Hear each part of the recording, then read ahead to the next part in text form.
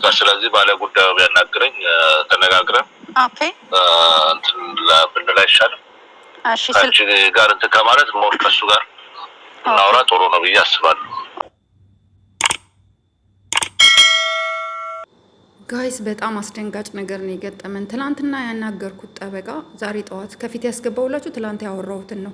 ዛሬ ጠዋት ደግሞ አውርቼው ነበር። ነገር ግን ሪካርድ አድርገሽ እንዳትፖስችኛ አለኝ ማለት ነው። እና ጠበቃው ምን አለኝ መሰላችሁ? ያናግረኝ አለ። የዳኒ ስልክ የቡርኬ ስልክ ሲሞከር ቡርኬ ስልኩ ከአገልግሎት መስጫ ክልል ውጪ ነው ይላል ማለት ነው። እና ለጠበቃው የዳኒን ቪዲዮ አሳየውት ማለት ነው። እና ጠበቃው ራሱ የሚያስጠይቀው ነገር ነው እየሰራ ያለው አለ። የዳኒ ጠበቃ ራሱ ወንጀል ነው እየሰራ ያለው። ምክንያቱም ለቡርኬ እያዛተበት ነው። ይሄማ ወንጀሉ ከባድ ነው እያለ ነው። ይሄን ሊል የሚገባው የህግ አካል ብቻ ነው። እሱ በገንዘብ የሚሰራ ጠበቃ ነው።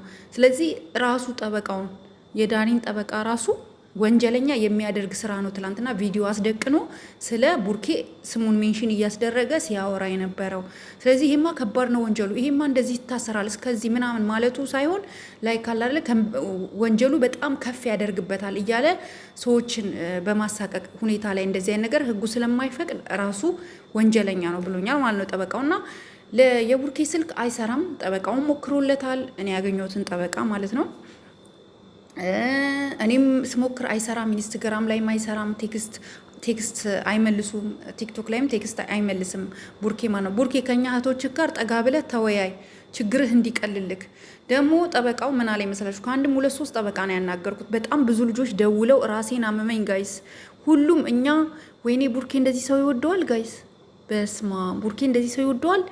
በቃ እኛ ጠበቃ እኔ ወንድሜ ፖሊስ ነው፣ ወንድሜ እንደዚህ ነው፣ እኛ ሰፈር ጠበቃ አለ፣ እኔ እንዲህ ላናግርለት። ያልጠየቁትን ጠይቁኝ፣ ህዝቡ እንዳለ ማለት ነው። እና ቡርኬ ይልቁንስ ከኛ ጋር ጠጋ ብለክ ጉዳይ ከኛ ጋር ሆነክ ችግርክን አብረህን ብትወጣ ነው የሚሻለው። ጠበቃው ምን አለ? መጥሪያውን ቀድሞ ከመስጠቱ በፊት እኔን ያገኘኝ ብሎ ነበረ።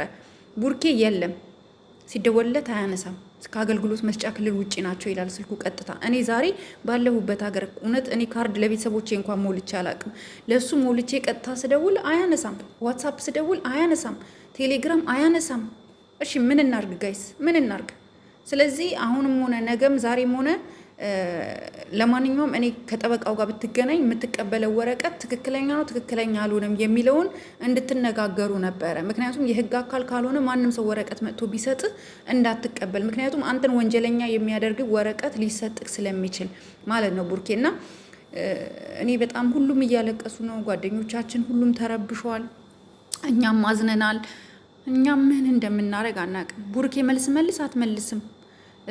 የቡርኬ እህት ጋም ተደውሏል። የቡርኬ ወንድሞችም ቡታጀራ ሆኖ ነው ቪዲዮ የሚሰሩት። እኛ ቪዲዮ ምን ያደርግልናል? አዲስ አበባ ሄዳችሁ ችግሩን ጉዳዩን ከልጁ ጎን እንድትሆኑ ነው እኛ የምንፈልገው። ዝም ብላችሁ ጸሎት አድርጉ። ስንደውልና ስንጠይቃቸው ወንድሞቹን ዝም ብላችሁ ጸሎት አድርጉ ነው የሚሉት። ጸልዩ፣ ሰላም ይፈጠራል ይላሉ። እንዲህ ሂዱ እስኪ ተነቃነቁ እስኪ። ከቡታጀራ አዲስ አበባ እኮ በጣም ቅርብ እኮ ነው። 130 ኪሎ ሜትር እኮ ነው። አብራችሁ ስትበሉ የነበራችሁ ጓደኞቹ የት ናችሁ? ልጁ እስር ቤት ከገባ አሁን እንዴት ነው የሚወጣው? ፕሮሰሱ ብዙ ነው።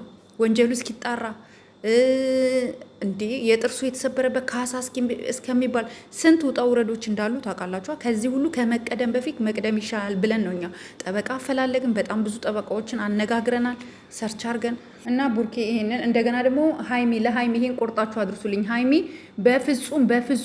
በፍጹም ዳኒ ጋር ለማንኛውም ኬዝ ከዚህ በኋላ መገናኘት የለብሽም። አንቺን ይበቀሉሻል። እመኝ። ነገ የሆነ ነገር ሆነሽ የሆነ ነገር ደርሶብሽ እኛ እዚህ መተን ሚዲያ ላይ ማልቀስ አንፈልግም። ስለዚህ ሀይሚ ወደ ቡርኬ ሁላችሁም የኔ ሀሳብ እንደምትጋሩ ተስፋ አድርጋለሁ።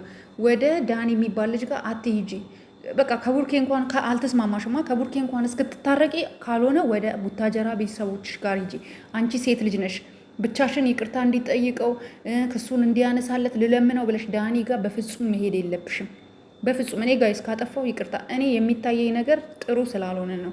በፍጹም ሀይሚ ዳኒ ጋር መሄድ የለባትም። ቡርኬን ከከሰሰው ይክሰሰው፣ እኛ እንወጣዋለን። የሚያስፈልገው ነገር ችግር የለውም እኮ 24 ሰዓት ይታሰራል።